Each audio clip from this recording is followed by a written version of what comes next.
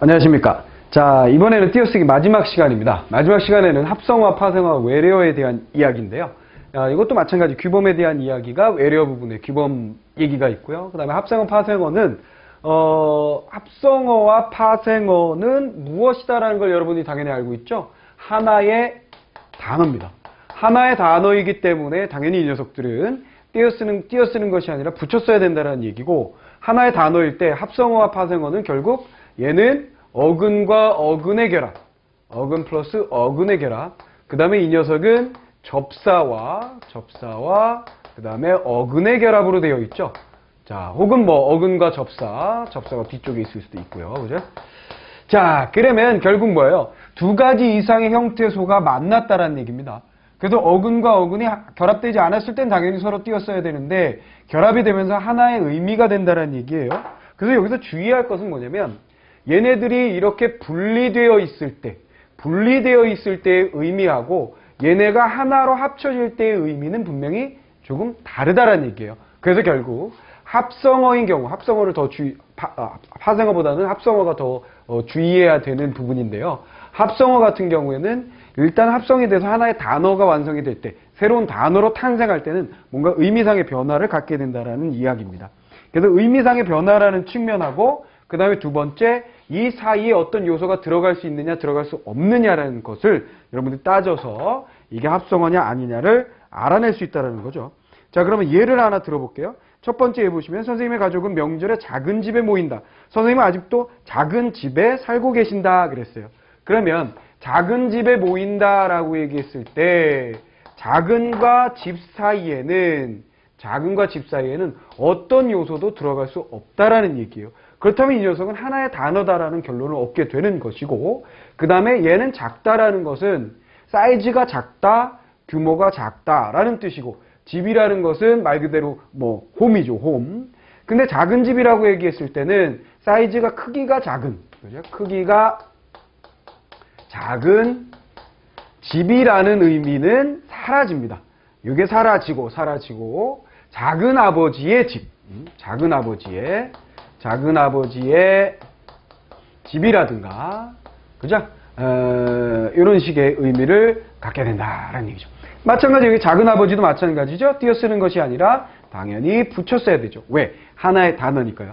키가 작은 아버지가 아니라 아버지의 동생이다라는 뜻을 갖게 되는 거고, 크기가 작은 집이 아니라 작은 아버지의 집이다라는 의미를 갖게 되니까 이렇게 새로운 의미를 갖게 되는 것은 띄어쓰는 것이 아니라 붙여쓰는 합성어가 된다는 얘기죠. 그런데 두 번째 문장에 나와 있는 선생님은 아직도 작은 집에 살고 계신다 했을 때 이 녀석은 붙여쓰지 않고 띄어써야 하며 각각이 독립적인 단어죠. 그래서 작은 집의 앞에 있는 것은 관용어의 역할을 하게 되는 거고 뒤에 있는 집은 명사의 품사를 갖게 됩니다. 자, 그 다음에 노름판, 씨름판, 웃음판 같은 경우에는 하나의 단어죠. 근데 한 판 하자라고 얘기했을 때 이 판은 의존 명사로서의 의미를 갖게 되는 거죠. 됐죠? 자, 그런 식으로 여러분들이 보시면 되겠어요. 돌아가다라는 얘기는, 돌아가다는 거의 여러분들이 돌아가다를 그냥 합성어로 생각하시고 쓰시면 돼요. 합성어로 생각하시고 쓰시면 대부분 그냥 합성어로서 돌아가다가 되는데요. 말 그대로 돌다와 가다의 의미가 모두 다 살아있었을 때에 두 개의 독립된 단어, 동사와 동사로 볼 수가, 두 개의 용언으로 볼 수 있게 되는데, 집으로 돌아갔다. 그가 돌아갔다 했을 때 그거 사실 뭐 붙였습니다. 붙였어서 하나의 단어처럼 쓰는데, 이 경우에는 그의 할아버지는 돌아가셨다, 그의 할아버지는 집으로 돌아가셨다 했을 때 둘을 구분하기 위해서는 띄어써서 위의 것은 합성어임을 보여주고 돌아가셨다, 죽음을 의미한다는 새로운 의미가 나타난 거고요. 그 다음에 돌아서 가다라는 의미를 갖게 되니까 밑에 것은 띄어쓰는 것이 더욱더 좋다. 뭐 이런 얘기가 되겠습니다. 근데 요거는 사실은 우리가 일반적으로 난 돌아간다, 그 사람은 돌아갔어 했을 때 하나의 단어처럼 써요. 근데 얘는 이게 두 개를 구분해주기 위해서 이렇게 그 의미를 구분해주기 위해서 이렇게 띄어쓰는 것을 모델로서 여러분들에게 보여드렸다, 이렇게 생각하시면 될 것 같고요.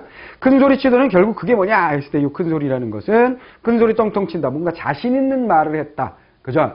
자신이 넘치는 이야기를 할 때 우리가 큰 소리, 그렇게 우리가 쓰죠. 그 다음에 큰 소리에서 관용과 명사의 결합으로 되어 있을 때는 소리가 정말 크다 라는 뜻이죠. 우는 소리 그만해라, 이건 뭐예요? 우는 소리 그만해라, 징징대는 소리, 우는 소리, 이게 아쉬운 소리 정도로 해석을 하면 될 것 같아요. 그죠? 아쉬운 소리 그만해라. 네 처지가 안 좋다는 얘기 좀 그만해라. 뭐 이런 소리죠. 고양이 우는 소리가 들린다. 요거는 당연히 띄어쓰시면서 관용화 명사의 관계라는 걸 알 수가 있게 됩니다.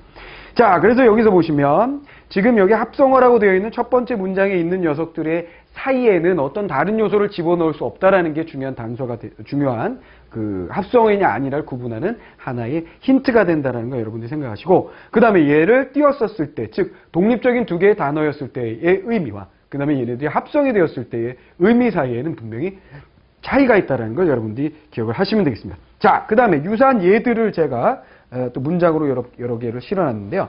예를 들어서 내 얼굴은 쥐꼬리가 못 사겠다. 뭐 이거 일상적으로 하는 말이 아니에요. 하는 말도 아닙니다만 쥐꼬리라고 얘기했을 때 작다, 무엇인가가 굉장히 작다, 적다라고 얘기할 때에 그런 의미로 쓸 때에 합성어로 쓰게 되는 거죠. 그다음에 여러분이 참석하셨어요. 이 차이 뭔지 알겠죠? 여러분은 여기 모여 있는 많은 사람들 동시에 부를 때, 한꺼번에 부를 때 쓰는 말이고, 여러 사람이라고 했을 땐 띄어 쓰는 것이 좋겠다. 뭐 이런 얘기겠죠. 별개의 단어다 이런 얘기입니다. 자, 그다음에 허물없다라는 얘기는 정말 가까운 사이여서 가릴 것이 없는 그런 굉장히 친근한 사이를 나타낼 때 허물없다라고 이야기를 하게 되고요. 그다음에 내게는 전혀 허물이 없어요라고 얘기했을 땐 별개의 단어다라는 얘기죠. 내게는 잘못이 없어요. 잘못된 점이 없어요. 그다음 그만하다 하나의 단어죠. 그죠? 다 그만하다. 이걸 사나 저걸 사나 똑같아. 안 깔아서 이럴 때 쇼핑 그만하자 할 때는 두 개의 별개의 단어라는 거. 큰 코도 마찬가지가 되겠죠. 크기가 크다라는 얘기하고 그 다음에 큰 코 다쳤다. 내 친구가 큰 코 다쳤다 했을 때는 이건 굉장히 큰 어떤 뭐라고 해야 될까요? 어떤 체면의 손실을 당했다라든가, 그죠? 자존심을 구겼다라든가 할 때에 큰 코라고 합성어로서 쓰게 되는 거고요. 그 다음에 수리가 다 되었습니다. 다 되다 별개의 단어죠. 근데 세상이 다 됐어요. 끝장났다는 의미로 쓰는 말이죠. 그래서 그건 합성어고요. 밤 손님이 많은 틈에, 밤에 손님이 많았을 때에 밤 손님, 도둑이 들었다. 뭐 이거죠. 맛없는, 그죠? 밥맛없다. 이거 명사, 형용사, 별개의 단어의 경우와, 그 다음에 정말 밥맛없어. 그 얘기는 밥을 먹는 상황이 아니라 재수없어. 마음에 안 들어. 이런 의미로 사용하게 되는 거죠. 자, 그래서 지금 여러분들에게 보여드리는 것은 여러분들이 읽고서, 그렇지, 당연하지, 라고 하면서 넘어가시면 되는 거예요. 이 부분에, 여기에 나와 있는 것들에 대해서 여러분들이 모를 거라고 저는 전혀 생각을 하진 않습니다. 여러분들이 그냥, 그렇구나 하고 고개를 끄덕이면서 보시면 되겠고요. 그 다음에, 합성명사는 잘 구분해라 했는데, 사실 이게 시험에 잘 나오는 것은 아니라고 했죠. 그죠? 시험에 잘 나오는 것은 아닙니다. 만약에 이게 시험에 나온다면, 솔직히 선생님도 자신이 없어요. 이건 정말로 어려운 녀석이죠. 특히 제가 많이 헷갈리는 것들, 많이 쓰면서 헷갈려요. 가슴속, 마음속, 땅속, 물속, 꿈속, 빛속, 굴속, 얘네들은 전부 다 합성어예요. 하나의 단어예요. 그러나 숲속이나 바닷속은 띄어 쓴다는 얘기죠. 그럼 이게 뭐냐는 얘기예요. 물속이나 바닷속이나 그게 그거 아니에요라고 생각할 수 있다는 거죠. 그래서 이거는 어느 선에서는 반드시 좀 정리를 해 주어야 할 부분이기도 합니다만, 어쨌거나 그렇게 정리를 하면 그렇게 헷갈리는 부분에 대해서 자주 쓰는 것은 습관적으로 하다 보면 아시게 될 거고요. 이게 문제로 나올 만한 그런 녀석은 아닐 것 같습니다. 그래서 소설책은 하나의 합성어 의미에도 불구하고 노래책은 띄어 쓴다라는 거. 그죠? 창밖, 문 밖은 붙여 쓰지만 집 밖, 나라 밖은 띄어 쓴다라는 거. 그죠? 부실기업, 부실금융. 부실기업은 붙여 쓰는데 부실금융은 또 왜 띄어 쓰느냐. 뭐 이런 겁니다.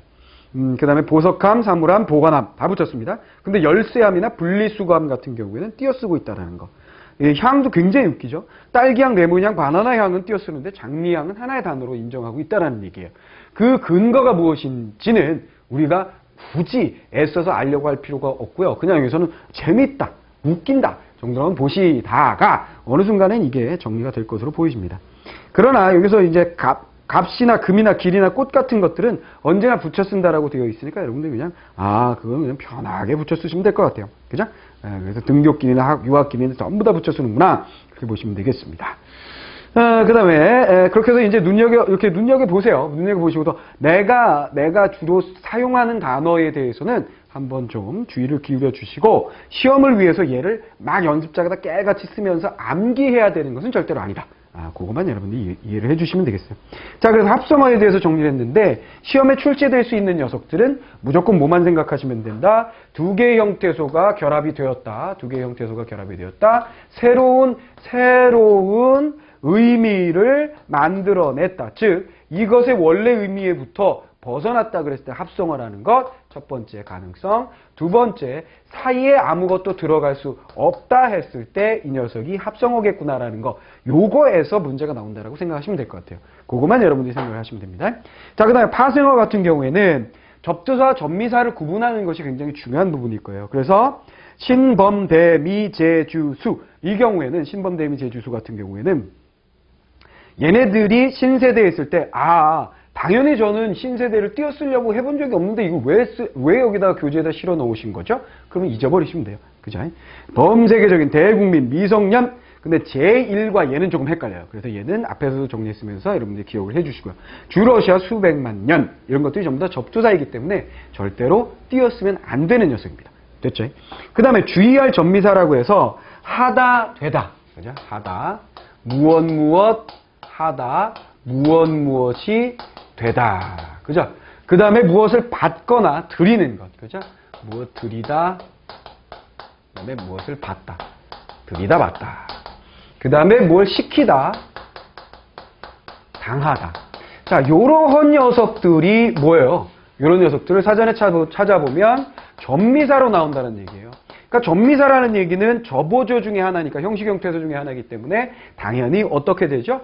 붙여 쓰게 되는 것이고 사전에 등재가 되면서 사전에 올라가면서 새로운 단어를 만든 것이다라는 거죠. 파생된 것이다라는 얘기입니다. 그런데 이 녀석들이 그냥 동사로 쓰일 수도 있다는 얘기예요. 그렇죠? 자, 예를 들어서 거기 보시면 뭐 짜장면 시켰다. 그죠? 짜장면. 요즘은 이제는 짜장면이라고 쓰시고 읽어도 됩니다. 시키다. 이렇게 했을 때는 얘를 붙여서 짜장면 시키다가 하나의 단어가 만들어진 게 아니죠. 반드시 띄어쓴다는 얘기예요. 근데 여기서 보시면 발전시키다 같은 경우는 어때요? 발전시키다. 얘는 접미사로서 붙여 쓴다는 얘기예요. 이거 정말 골치 아픈데요. 짜장면 시키다는 띄어 쓰는데 발전시키다는 붙여 쓴다고요. 그럼 뭐예요? 발전이라는 것은 시간의 흐름에 따라서 뭔가 변화하는 모습을 우리가 눈으로 목격할 수 있는 녀석이고 얘는 정말 상태를 나타내는 거예요. 그러니까 어떤 동작이나 상황, 상태를 나타내는 것에는 이 녀석들이 전부 다 뭐예요? 접미사로 붙을 수 있다는 얘기예요. 무슨 말인지 알겠습니까? 그래서 예를 들어서 공부하다. 그럼 공부라는 건 내가 막 앉아서 뭔가를 이렇게 하고 있잖아요. 그러니까 얘는 붙였을 수 있다는 얘기입니다. 무슨 말인지 이해되셨죠? 그러나 짜장면 시키다 했을 때는 짜장면이라는 것이 어떤 상태라든가 변화 양상이라든가 이런 것은 아니거든요. 그래서 이 녀석은 띄어쓴다라는 얘기입니다. 됐죠? 자, 그런 식으로 정리하시면 돼요. 그래서 공부하다, 생각하다, 사랑하다, 절하다, 그 다음에 머리하다. 머리는 분명히 하나의 명사일 뿐이에요. 하지만 머리 하다가 붙게 되면 완전히 뭔가 달라지죠. 머리를 만져서 뭔가 이렇게 볶아준다라든가 자른다라든가 이렇게 다른 어떤 행동이 나타나기 때문에 얘는 분명히 접미사로 붙는다라는 거고요. 그 다음에 박하다라는 것도 마찬가지죠. 그런 상태를 나타내는 거죠. 그다음에 빨래하다도 마찬가지. 빨래라는 것은 그냥 명사로서 빨랫감, 빨래라는 행위 자체를 나타내는데 빨래하다라고 하게 되면 그 행동을 하는 것을 보여주게 되는 거죠. 그죠? 그래서 동사로 만들어주는 겁니다. 나무하다 역시 마찬가지죠. 그래서 나무가 명사입니다만 나무하다가 됨으로써 뭐예요? 나무하는 행동이 나타나게 된다는 얘기예요. 그렇죠? 그래서 이것은 접미사로 붙어서 새로운 단어를 만들어내게 된다는 얘기고요. 그 다음에 되다 같은 경우에 결합되다, 납치되다, 배치되다, 분해되다, 정리되다, 격앙되다, 고갈되다. 어떤 심리 상태라든가 어떤 상황이 변화되는 상태를 분명히 보여주고 있다는 것을 여러분들이 잊으시면 안 됩니다. 결합, 뭔가 띠링해서 로봇 탑재, 이렇게, 그죠? 그럼 결합되다. 저런 거죠. 납치, 끌려가는 그런 상황이 나타난다는 얘기예요. 그죠? 자, 그 다음에 배치, 이것도 여기다 놓고, 저기다 놓고, 저기다 놓고, 여기다 놓고, 야, 너 거기서, 이렇게.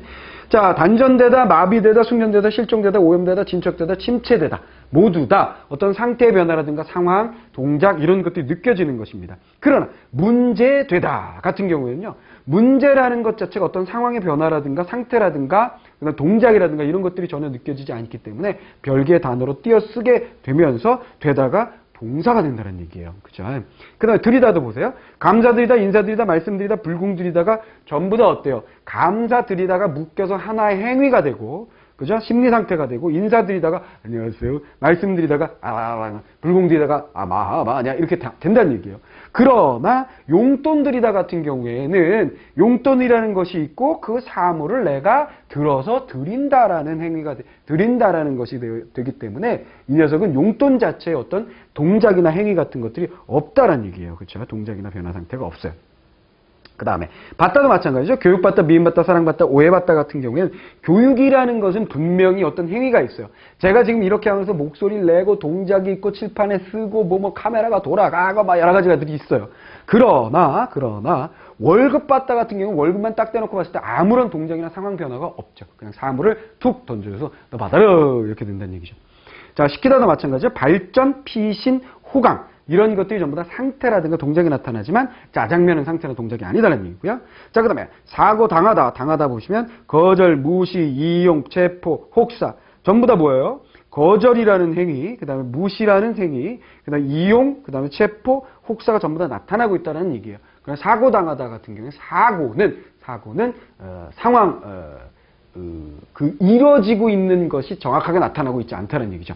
자, 그래서 이런 것들에 대해서 여러분들이 주의를 하셔야 됩니다. 그래서 문제되다, 용돈 드리다, 월급 받다, 짜장면 시키다, 사고 당하자 정도를 주의를 하시면 되겠고요.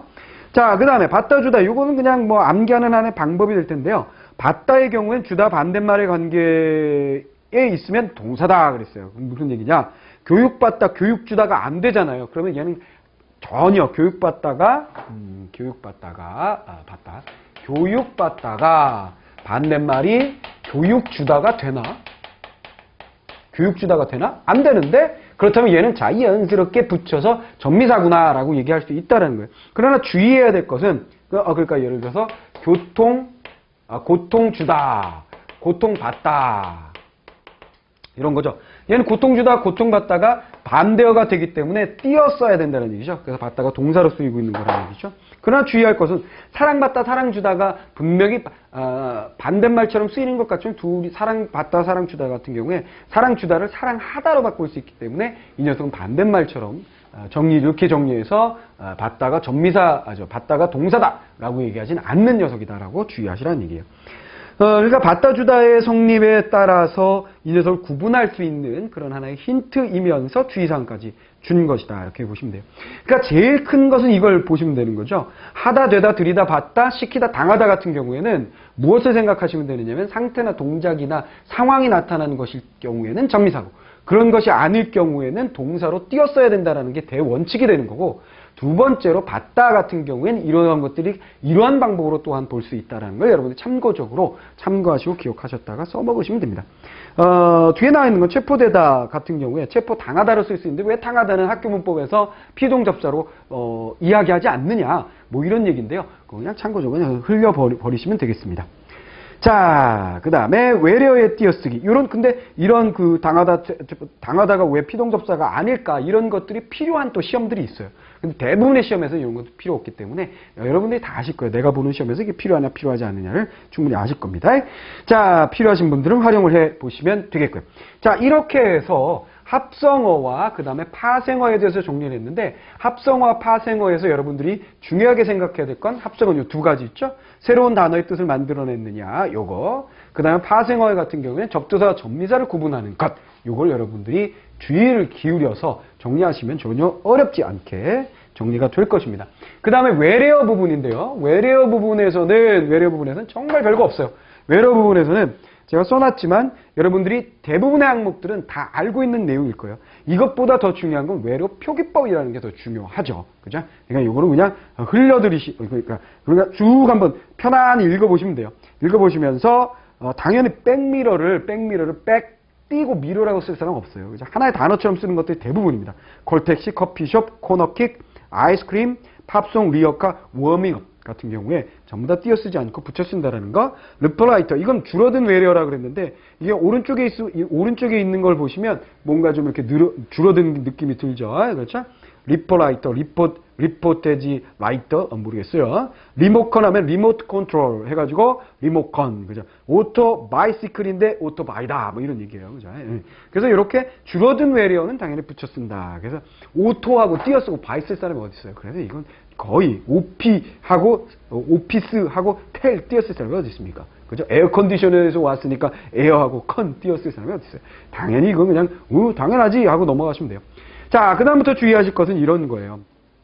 접사나 접사처럼 쓰이는 이름절의 한자어와 외래어가 결합될 때는 당연히 붙여 쓴다는 얘기예요. 이것도 보시면 남 띄고 아메리카 아니라는 얘기죠. 싱크하고 띄고 대 아니고 이슬람 띄고 교 아니고 메이플라워하고 띄고 호가 아니고 그레고리우스 떼고 력이 아니다라는 얘기예요. 그렇죠? 다 압니다. 그죠? 고와 스톱을 떼서 우리가 만들어낸 단어 고 스톱. 안 되죠. 애프터 서비스 우리말이죠. 우리가 만들어냈다는 얘기예요. 원어에 없다는 얘기예요. 그럼 AS 애프터 서비스 분명히 영어로서는 띄었어야 되겠죠. 우리는 한 단어로 본다는 얘기입니다. 자, 그 다음에 인어족 그리스인 그리스어 그리스족 당연히 붙였음을 허용하는 거예요. 얘는 붙였음을 허용합니다. 자, 그러면 이제 나머지는 다 붙여 쓰는 거고요. 얘는 띄어 써도 되고 붙여 써도 되는 거고요. 그 다음에 제일 마지막에 나온 거 강산, 산맥, 사막. 얘는 주의하세요. 얘가 시험 문제에 나올 가능성이 가장 높은 녀석이라고 생각하시면 되겠습니다. 그래서 리오 그란데 강 붙여 쓰고 싶지만 띄어 써라. 강산, 산맥, 사막.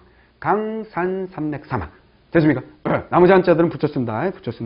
그 다음에 인어족은 붙여도 되고 띄어도 된다. 그 다음에 강산, 산맥, 사막 등은 띄어 쓴다. 그래서 강산, 산맥, 사막, 운하, 시, 주 이런 것들 있죠. 그러니까 어떤 지명과 연관되어 있는 것들은 반드시 띄어 써야만 한다라는 거 반드시 기억을 해주세요.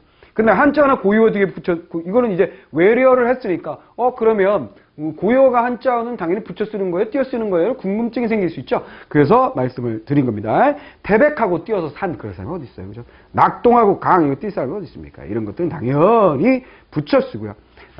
외국어 그러니까 스웨즈, 뉴욕, 미시간, 사하라, 알프스, 몽블랑, 리오그란데, 알프스 뭐 이런 것들 나올 때는 산맥, 산, 주, 시 이런 것들은 띄게 된다.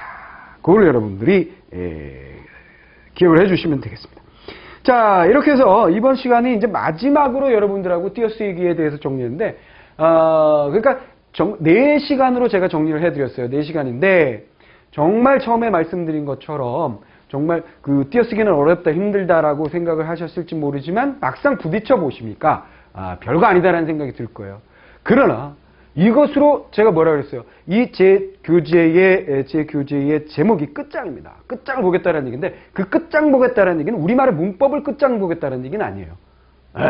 미안한 말씀입니다만 우리말의 문법을 끝장을 볼 수가 없습니다. 그건 학자들도 끝장 못 보는 걸 우리가 일반인으로서 끝장을 볼 수가 없겠죠. 그죠? 시험을 끝장 보자는 뜻입니다. 그래서 띄어쓰기 같은 경우에 나는 띄어쓰기를 단 한 번도 틀리지 않을 거야. 불가능할 거예요. 한 번도 틀리지 않기 위해서는 반드시 사전을 참고해야 되는 것이고 지금 여러분들에게 보여드린 합성어의 문제 같은 경우에도 최초로 말씀드렸던 거 있잖아요. 그렇죠? 음식 이름 같은 경우에 합성어로서 인정하는 것이 있고 인정하지 않는 것이 있다는 것처럼 이게 정리가 안 돼 있는 상태이기 때문에 여러분들에게 이것을 잘못했다 잘했다라고 절대로 따지거나 문제를 낼 수는 없어요. 됐습니까? 그래서 시험에 나올 수 있는 충분히 여러분들이 읽고서 이건 합성어였다 이건 합성어가 아니겠다라는 걸 알 수 있는 녀석들에 한해서만 문제로 나올 것이니까 그런 것들만 여러분들이 정리를 해주시면 되겠다는 얘기고요. 그래서 이렇게 해서 정리 노트를 한번 또 만들어 주시면 마무리가 될 거예요. 그래서 띄어쓰기 같은 경우에는 앞에부터 4개의 4일 분량을 한번 끝나시자마자 처음부터 다시 한번 쭉 정리를 하시면서 가장 핵심적인 얘기들을 주로 이제 제가 정리 노트 만들기에다 넣어놓은 거 있죠? 걔네들이 이렇게 하이라이트 하시면서 따로 암기할 수 있도록 정리를 해주시면 굉장히 좋을 것 같습니다. 그리고 조금 난감하다 싶다 하더라도 문제를 보시면 이렇게 문제가 나올 수 있겠구나라는 걸 생각하시면 돼요. 그럼 제가 낸 문제의 범주를 넘어서진 않을 거예요. 어떤 대부분의 어떤 국어 시험에서는 제가 낸 문제의 범주보다 더 좁은 범주에서 문제가 출제될 것이다 라는 얘기예요. 유형은 조금 다르게 낼 수는 있겠지만 결국은 요 안에서 전부 다 연습이 충분히 될 거예요. 그래서 이 4개의 장만 여러분들이 잘 정리하시면 띄어쓰기는 다 끝났다. 이렇게 생각하시고 자신감을 갖고 접근을 하시면 될 것 같습니다. 자, 그럼 정리 노트 만드시고 바로 뒤에 붙여서 문제풀이에 들어가시면 되겠습니다.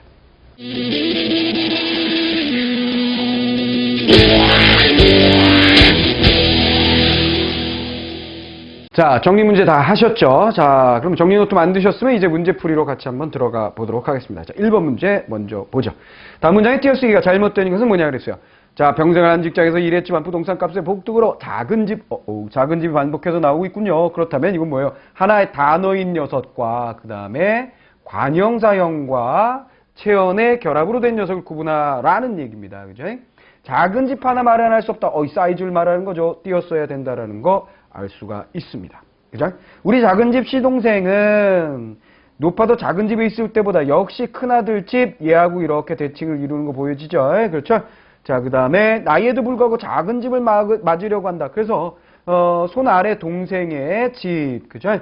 작은 아버지의 집 이런 거고요. 그 다음에 4번에 나와 있는 것은 첩을 의미하는 거죠. 근데 얘는 정말 크기를 말하는 겁니다. 크기를 말하는 것이기 때문에 정답은 1번이 된다는 거 알 수 있고요. 자, 2번. 밑줄 부분의 성격이 다른 것은 뭐냐 그랬어요? 찌릉찌릉 한참을 되풀이하는 울림문의 출입문의 열쇠가 돌아가는 소리, 그죠? 그래서 돌아가는 원래 돌다와 가다가 만난 거예요. 근데 이 녀석은 거의 하나의 단어 이렇게 생각하시면 돼요. 돌아가다는 그냥 하나의 단어라고 생각하시면서 쓰시면 거의 맞을 겁니다. 대부분 그냥 하나의 단어처럼 쓰이고 있고요. 근데 용제 같은 경우에는 뭐냐면 성격이 다른 걸 찾으라 그랬어요. 그럼 보시면 돌아가다. 근데 돌아서 계속 가시오 이렇게 되어 있죠. 그렇다면 얘는 하나의 단어가 아니다라는 거죠. 그러니까 이 문제를 여러분들에게 보여드린 이유는 뭘 다시 한번 상기해 보라는 거냐면 하나의 단어로 인정되는 것과 하나의 단어로 인정되지 않는 것의 차이점. 하나의 단어로 인정되는 녀석들은 둘 사이에 형태소와 형태소 사이에 뭔가 들어갈 수 없다라는 얘기고요. 이 녀석 같은 경우에는 두 형태소와 형태소 사이에 무엇인가 이렇게 삽입이 가능하다라는 얘기예요. 그렇죠? 자, 이런 경우는 하나의 단어가 아닌 두 개의 단어로 볼 수가 있다라는 얘기입니다. 자, 이런 식으로 여러분들이 정리를 한번 해달라라는 의미에서 이 문제를 냈고요. 그 다음에 자, 띄어쓰기. 이번엔 큰 소리예요. 큰 소리. 됐죠? 자, 그러면 아이들 꼭 큰 소리가 나야만 호통치는 소리. 문제없다고 당당하게 자신 있다고 소리를 쳤지만 자신 있는 얘기를 했지만 나에게 이야기를 듣고 큰 소리로 웃었다. 얘기는 정말 뭐예요? 그렇죠? 라우드한 소리라는 얘기예요. 소리가 크다라는 의미죠. 그래서 정답은 3번이 되겠죠. 띄었어야 되겠습니다. 죄가 있어서 큰 소리도 못 친다. 당당하게 말을 하지 못한다는 뜻이니까 정답은 3번이라는 거 알 수가 있습니다. 자, 4번 보겠습니다. 자, 어제 하루 종일 충전을 했지만 배터리가 벌써 다 돼버렸어요. 그 다음에 이 세상이 다 된 거 아니에요? 소화가 다 되었어요. 나이가 다 된. 전부 다 띄어쓰고 있네요. 그렇죠? 그렇다면 여기서 하나의 단어로 인정되는 녀석을 찾으라는 이야기가 되겠습니다. 자, 그러면 여기서 뭐가 중요한 걸까요? 하나의 새로운 의미로 만들어졌다는 얘기죠. 다 되다, 무엇이 끝이 만들어졌다 이런 것이 아니라 망가졌다는 의미로 쓰인 녀석을 우리가 찾아보면 된다는 얘기죠. 정답 2번이 되겠죠. 자, 이거 이제 세상이 다 된 거 아니에요? 이건 뭐예요? 잘못되었다. 잘못되었다라는 의미로 새로운 의미를 탄생시켰다는 얘기죠. 그래서 정답은 2번이 되겠고요. 자, 그 다음에 5번 문제 보도록 하겠습니다. 보기의 문장에 대한 설명으로 적절하지 않은 것은 무엇이냐 하겠습니다. 밤마다 깨울어. 이거 뭐예요? 한 단어 붙였었습니다. 그죠? 입이 뻐득뻐득한 것이 밥맛이 전혀 없어. 이렇게 사이에 뭔가 집어넣을 수 있죠. 두 개의 단어라는 걸 알 수가 있죠. 그렇다면 주역과 니은은 당연히 의미가 달라졌기 때문에 하나는 하나의 단어고 하나는 두 개의 단어라고 얘기할 수 있겠죠. 맞는 설명이고요. 명사, 형용사. 그렇죠. 밥, 맛, 없다. 명사, 형용사의 결합. 오케이. 맞는 설명입니다. 밥맛과 없다 사이에 다른 요소가 끼어들 수 있다. 끼워 넣어봤죠. 밥맛이 전혀 없다. 끼어들 수 있습니다. 기역과 니은 모두 띄었을 수 있다. 그랬는데 아니죠. 하나의 단어인 녀석만 띄었을 수가 있습니다. 하나의 단어인 녀석만 붙여쓰고 니은만 띄었을 수가 있겠죠. 자, 그래서 정답은 4번이라는 걸 알 수 있고요. 자, 띄어쓰기가 잘못된 것은 무엇이냐 그랬어요. 단전된다 그랬어요. 그죠? 여기서 뭐예요? 되다죠. 되다 같은 경우에는 두 가지의 형태로 여러분들이 해석을 하셔야 된다고 했습니다. 하나는 뭐라 그랬어요? 전미사. 그죠? 동사를 만들어내는 전미사가 될 수 있고요. 또 하나는 뭐라 그랬습니까? 그냥 동사가 될 수 있다라고 이야기를 했죠. 전미사가 된다는 얘기는 뭔가 의미의 변화를 가지고 있다는 얘기입니다. 자, 그러면 기억 보세요. 단전된다는 전미사이고 되다는 동사에다 띄어쓴 걸 보니까 그냥 뭐 쉽게 알 수 있죠. 기억과 니은의 되다는 모두 피동의 의미를 가지고 있다 그랬는데 단전되다라고 얘기했을 때 어떤 외부의 힘에 의해서 어떤 외부의 상황에 의해서 그것을 당하게 되다라는 피동의 의미가 들어있는 것을 볼 수가 있습니다만 그게 나에게 크게 문제가 된다. 이 경우에는 이 녀석이 따로 동사이기 때문에 굳이 피동의 의미가 있다라고 우리가 해석을 해야 할 이유는 없는 것 같습니다. 자, 그래서 정답은 2번이 되겠고요. 그 다음에 단전대단은 하나의 단어이고 문제대단은 하나의 단어가 아니다 그랬어요. 그래서 요건 어떤 상태를 의미하지만 어떤 상태의 변화 상태라든가 그런 행동 이런 것과 관련 있는 단어예요. 그러나 이 녀석은 단순 명사라고 볼 수가 있겠죠. 자, 그래서 정답은 2번이고 3번의 설명은 맞는 설명이 되고요. 단전은 동작 혹은 상태를 나타내는 경우에 방금 드렸던 설명이 나와 있습니다. 되다가 전미사이다 됐습니다. 그래서 동작이나 상태를 나타내는 경우에는 되다가 전미사로 쓰여서 하나의 단어를 형성하게 된다는 이야기였죠. 자, 그 다음에 7번 문제 들어가겠습니다. 자, 남아메리카, 애프터 서비스, 그리스인, 알프스 산맥. 자, 이렇게 띄어 쓰느냐 붙여 쓰느냐예요. 그러면 이 녀석들 접두사처럼 쓰일 수 있거나 접두사인 녀석을 이렇게 붙여 쓰는 거 알 수가 있죠. 외래어의 쓰임이에요. 그죠? 자, 그 다음에 애프터 서비스처럼 우리가 만들어낸 말, 외국인들이 잘 모르는 말이죠. 요런 말들일 때는 붙여 쓴다라는 거. 그 다음에 in, 요거 붙여 쓰는 거. 맞죠? 이런 거 있죠? in, 이런 거. 자, 그 다음에 산맥, 산, 도시 이런 것들은 반드시 띄어쓰라는 거 기억하시죠? 정답은 4번이라는 거. 자, 그 다음에 8번 들어갑니다. 사랑받고 있다는 느낌이 없어. 나는 이 일로 회사에서 월급을 받는다. 얘는 띄어쓰고 얘는 붙였었죠. 이제 감 잡죠. 얘는 전미사, 그렇죠. 얘는 동사. 형태소는 붙여쓰고 니은의 두 형태소는 띄어써야 한다. 오케이. 주다 반대말이 성립되지 않는다. 해보시면 돼요. 사랑받다, 사랑주다. 되죠. 그러나 이 녀석은 뭐가 될 수 있다고 그랬어요? 사랑하다가 사랑하다로 쓰일 수 있는 녀석이기 때문에 얘는 뭐예요? 전미사로 우리가 인정한다라고 얘기했었죠. 자, 그래서 반대말이 성립되지 않는다. 이게 틀린 설명입니다. 사랑은 동작이나 상태의 의미가 있지만 월급에는 그런 의미가 없기 때문에 이 녀석은 동사가 될 수밖에 없었던 내막이 있었던 거죠. 자, 이렇게 해서 8문제를 풀어봤습니다. 자, 이렇게 해서 여러분들하고 이제 완전히 문제풀이까지 해서 띄어쓰기를 마무리를 지었습니다. 자, 그러면 4개의 강의를 통해서 4개의 강의가 또 길지도 않아요. 이 4개의 강의를 통해서 여러분들이 충분히 띄어쓰기에 대한 대비가 다 되었을 거라고 확신을 합니다. 이걸 반복해서 여러분들이 보신다면 이제 띄어쓰기는 절대로 어렵지 않을 거예요. 그러나 일상생활에서 여러분들이 어떤 공문서를 작성한다거나 내가 어떤 글을 쓴다고 했을 때는 띄어쓰기가 이것 이상의 것들이 반드시 필요할 거예요. 꼭 필요합니다. 그때에는 여러분들이 국어사전을 활용을 하시고 지금 제가 이 만들어드린 교재도 또 참고를 하시면서 바른 글쓰기를 해주시면 되겠다 이런 얘기예요. 진정한 한국인이 되는 길이 뭐라 그랬어요? 띄어쓰기를 잘하는 것이다 라고 말씀을 드렸잖아요. 자, 다음 시간부터 이제 정리하게 될 내용은 무엇이냐면 표준어에 대한 얘기예요. 진정한 한국인이 되는 것이 띄어쓰기라면 진정한 교양인이 되는 길은 바로 표준어를 제대로 구사하는 제가 잘못 말씀드렸네요. 표준어는 그 다음이고요. 표준어 전해야 될 게 뭐냐면 단어의 쓰임에 대한 얘기예요. 단어의 쓰임에 대한 얘기. 그래서 규범의 뒷부분에 달려있는 녀석들입니다. 그 부분에 대해서 정리를 하게 될 거예요. 그래서 굉장히 쉽게 정리할 수 있을 거예요. 그러니까 제가 4, 50개를 드린다 그러면 그 4, 50개 중에서 여러분들이 알고 있는 것에 대해서는 전혀 신경 쓸 필요가 없고 이게 정말 이랬어? 내가 잘못 쓰고 있었는데 이런 것도 역시 하이라이트해서 기억하시면 되겠어요. 그 다음에 할 것이 이제 뭐냐면 표준어에 대한 정리를 하게 될 겁니다.